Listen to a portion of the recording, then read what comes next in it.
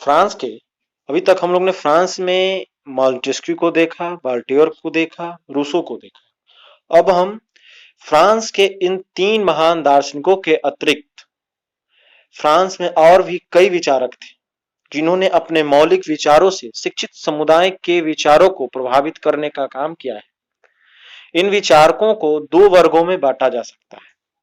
पहला वर्ग विचारकों का ऐसा वर्ग था जिसने राजनीति, समाज आदि विषयों पर अपने मौलिक विचार प्रस्तुत किए।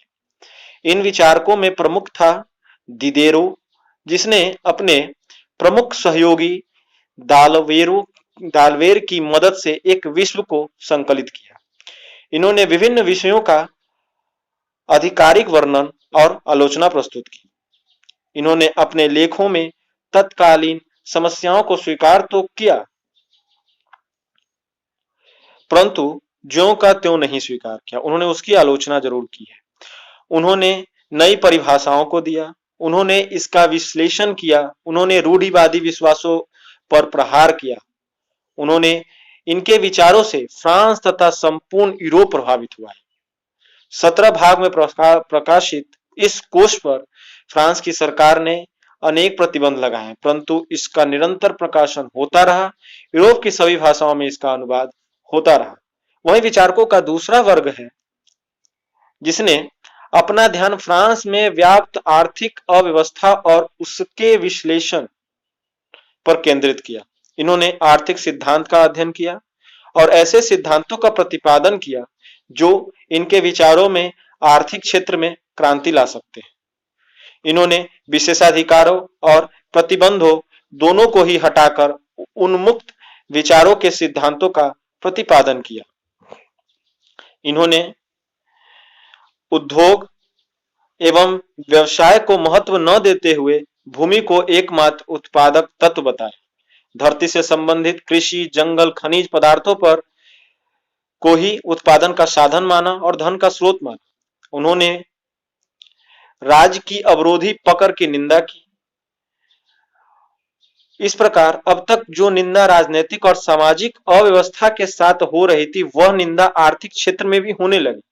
ऐसा लगने लगा कि मध्यम वर्ग अपने अधिकारों के लिए प्रत्येक क्षेत्र में लड़ रहा है। इन विचारकों में तुर्गो, क्वेश्चने प्रमुख थे, जो प्रतिबंधों की समाप्ति और कर व्यवस्था का सरलीकरण राज्य के महत्वपूर्ण दायित्व मानते थे।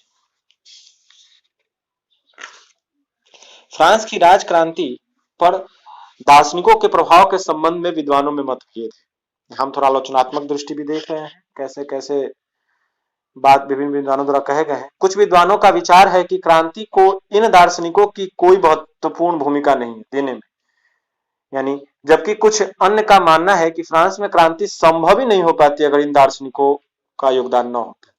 वास्तविकता इन दोनों मतों के बीच में। क्रांति का कारण दार्शनिक नहीं थे, वरन राष्ट्रीय जीवन की जो बुराइयां व्याप्त थी, जो परिस्थितियां थी, जो सरकार की गलतियां थी, वे क्रांति को जो गलतियां थी वो तो क्रांति के लिए माहौल तो तैयार कर ही रही थी।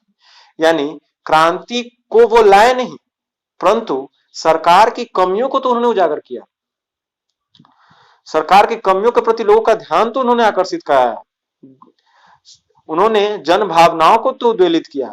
इन तीन हम देखते हैं मॉन्टेस्क्यू, बाल्टियर, रूसो जैसे प्रभावशाली व्यक्तित्वों के द्वारा बोए गए बीज उर्वरक भूमि पर गिरे। फ्रांस की क्रांति के अरुणोदय पर जो व्यवस्था थी वह यद्यपि स्पष्ट नहीं थी, परंतु घोर असंतोष की द्योतक तो अवश्य थी। मानव की जन्मजात महानता और तत्कालीन समाज के प्रति घोर घृणा उस युग के विचारों में ओतप्रोत थी। लगभग सारे यूरोप में सूक्ष्मदर्शियों ने भावी परिवर्तन के लक्षण देखे। यह परिवर्तन जिसका मानव समाज के कल्याण के लिए स्वागत करने के लिए प्रस्तुत थे। दार्शनिकों के क्रांति पर प्रभाव की सही प्रकार समझने के लिए हमें अच्छी तरह समझ लेना चाहिए कि इनमें से किसी दार्शनिक ने न तो क्रांति की बात कही और न ही क्रांतिकारी कार्यक्रम की रूपरेखा रखी।